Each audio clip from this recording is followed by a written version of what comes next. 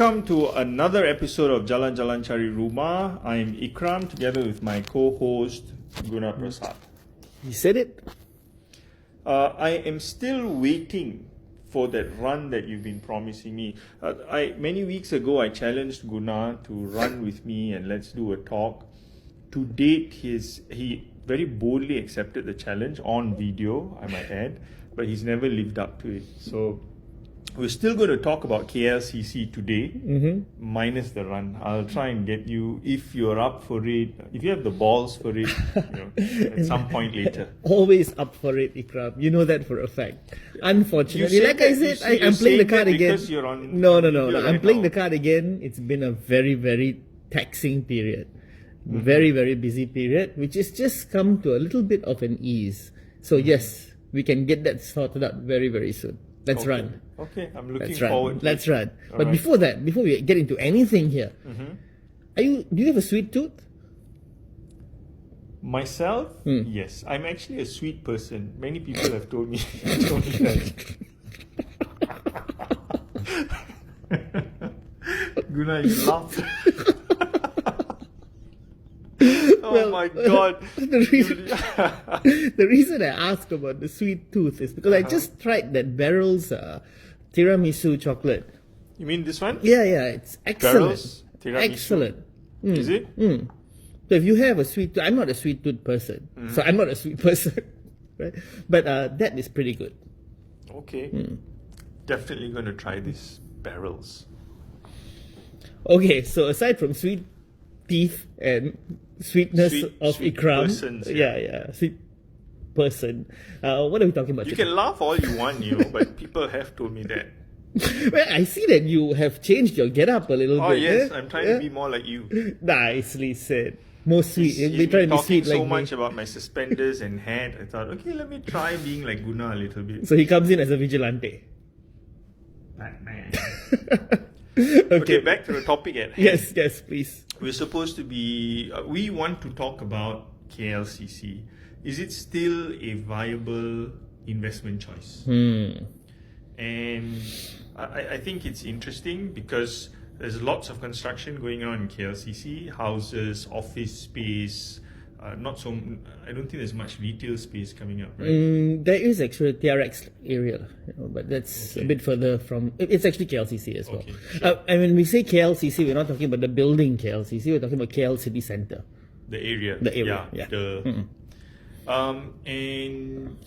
What's your thought? Let's focus. Let's zoom into the residential market alone in KLCC for today.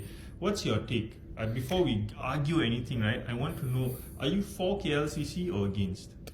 Honestly, I'm totally against it. Okay, then I know what stand to take right now. I'm against it, not for any other reason, but because I feel it's a bit pricey. And I don't blame the price for going up in KLCC area. I don't blame the price for appreciating. It has to appreciate. I mean, you're not going to go to London and find an affordable house right smack in the middle of London. Yep. It's impossible. Similar here. You can't find affordable living. You should not be able to find affordable living right smack in the center of KLCC. So then why do you find it pricey? I find it pricey. I find it pricey for an investment. That's my take on it. I would rather invest in other areas rather than KLCC. If I was an expat brought to Malaysia and given a choice to live in KLCC, I take it. But for an investment point of view, I don't see it to be the capital growth. I don't see the capital growth. I don't see the capital appreciation to be very high in margin. Okay, but let's look at the basics, the fundamentals for capital growth and the appreciation on an investment as property investment. You need to have certain things in place, right? The first is you need to have good infrastructure around. KLCC meets that. Then you need to have good lifestyle options. KLCC meets that. You need to be close to jobs. KLCC meets that. Definitely. If you had a checklist to tick off on what makes a property investment good, KLCC would tick off on everything. Maybe not the price, but then when you start comparing regionally, when you look at outside of Malaysia, you go to countries like Singapore, Indonesia, Myanmar, right? And you look at their capitals, property prices are either more expensive or on par with Kuala Lumpur. But Kuala Lumpur, I would say, second to Singapore, you're getting the next best infrastructure and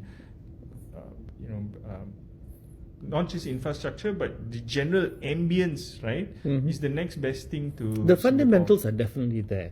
That I have got to agree with you. A checklist, everything ticked off, I agree totally as well.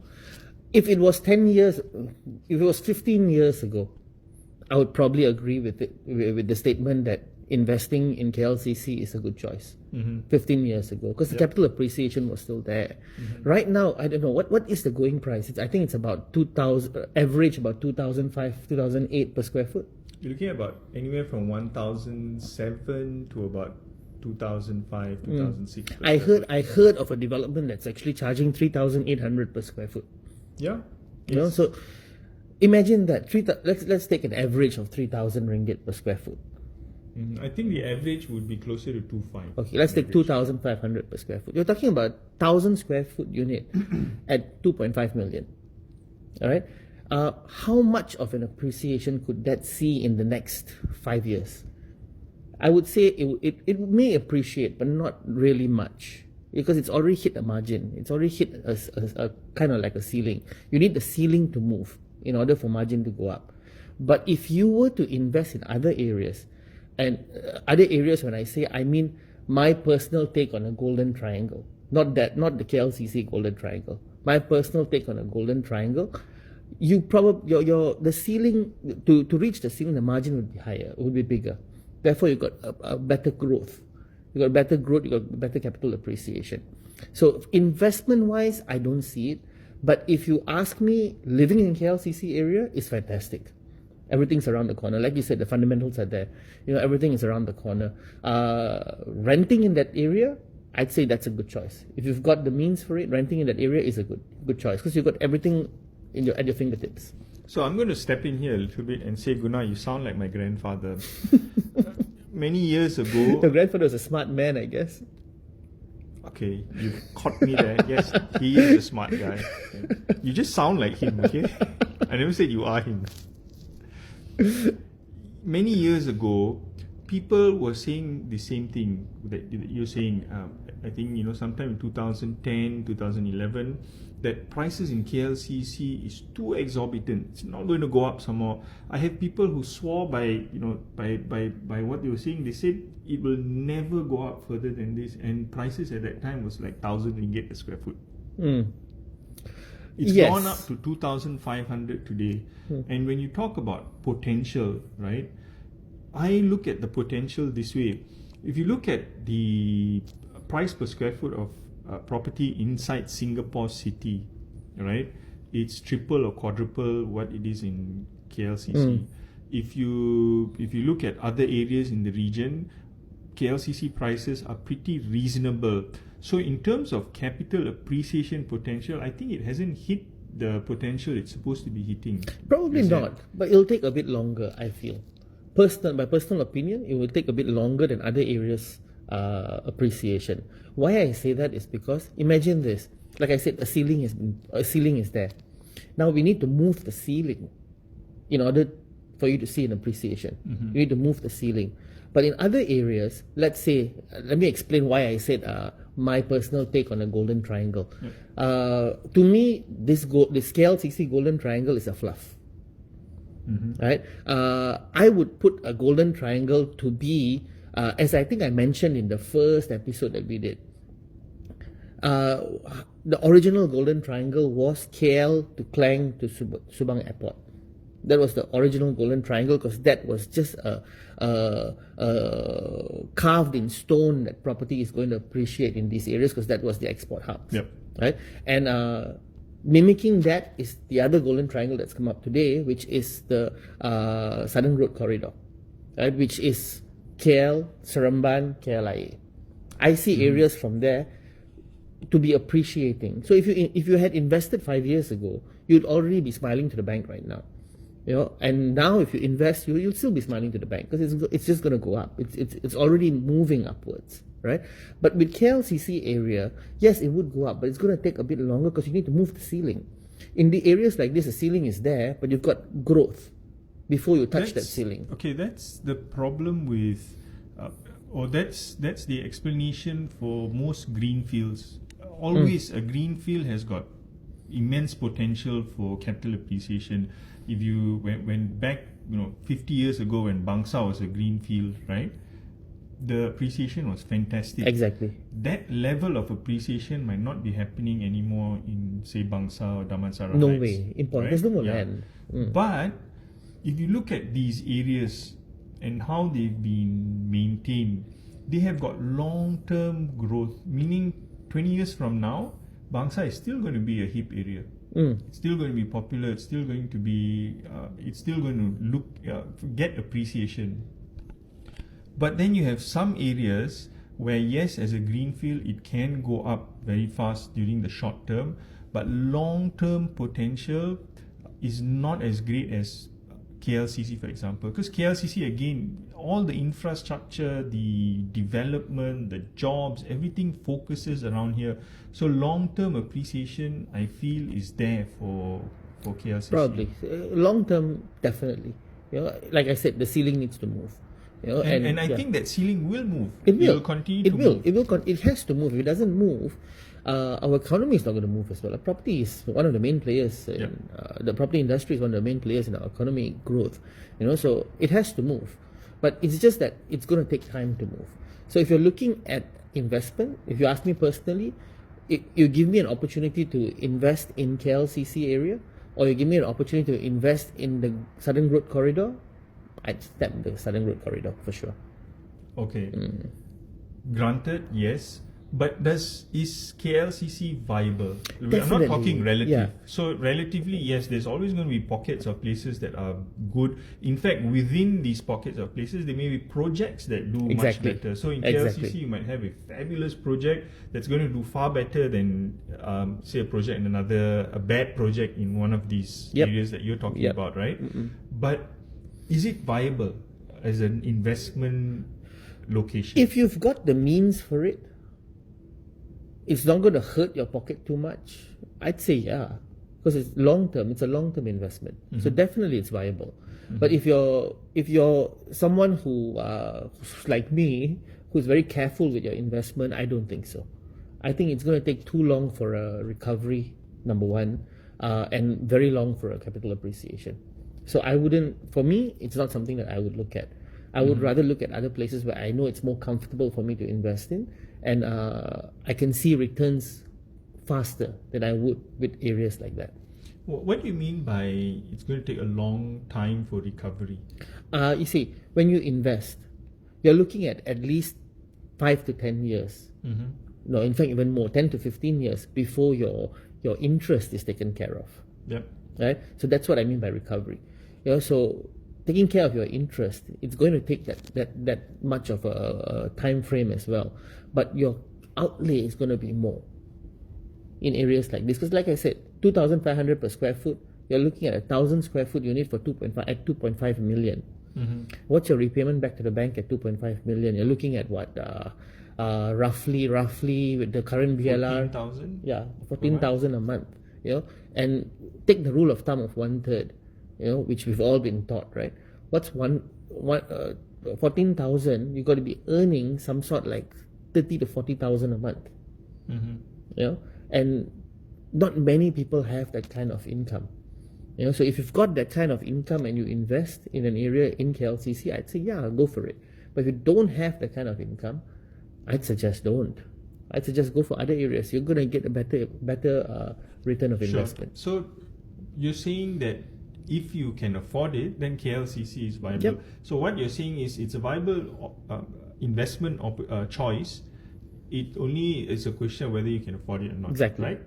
If you're in that segment that can afford investing in KLCC, then it's great. Yep, exactly. Yep. Yeah. So don't get me wrong, but if you are earning that kind of money, why not? Yep. Why not? But if you're not earning that kind of money, don't bite too much that you can't chew. Yep. So that's a given, right, Guna? I know you're trying to sound smart, but whenever you want to invest in property, you have to be able to afford it, right? No, you see, whether that's the it's thing. whether it's Your grandfather is speaking. Listen. No, but some people feel otherwise. Some people make that mistake, which I've come to realize. A lot of people have made that mistake. If they can afford a $400,000 ringgit unit, they feel like 500,000 ringgit is not much of a difference because of the monthly commitment. It may not be much because it's stretched across 30 to 35 years. But they fall in that trap, and then they can't afford it in time to come. And then what happens is your house gets repossessed. All that nonsense But happens. that's a trap that can happen to anyone investing anywhere. Anywhere. As long as you're buying above your affordability level, it can happen anywhere. But if you're to just specifically look at KLCC and say, is it a great investment? If you can afford it. Is it a great property investment area? Of course, I mean, it's our CBD. Yep. It's our CBD. If you have a property in the CBD, you can't go wrong. You can't go wrong having a property in the CBD. But whether you can afford it is a different story. Yep. So it's a question of affordability. Yep. I've slowly won Guna over to my side because you're saying it's a good investment. Look at how he's caught me there. He's been trying to do this from day one. No, personally, look, I feel KLCC is a great investment opportunity.